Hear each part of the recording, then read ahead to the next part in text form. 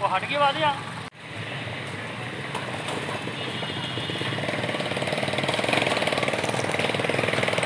واپس لو سالانہ ٹیکس واپس لو سالانہ ٹیکس واپس لو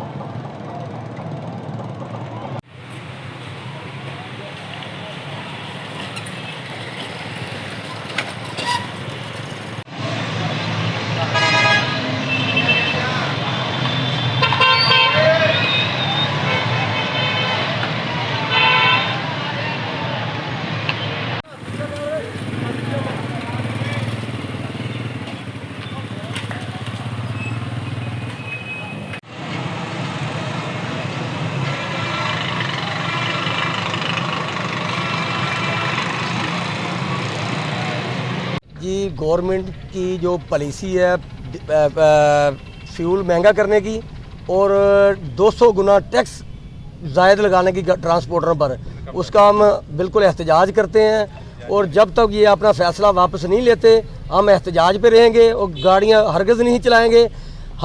لاکھوں کروڑوں عوام کا جو روزگار ہے وہ بند پڑا ہوا ہے اور ابھی تک جو ہے انہوں نے مذاکرات نہیں شروع کیے۔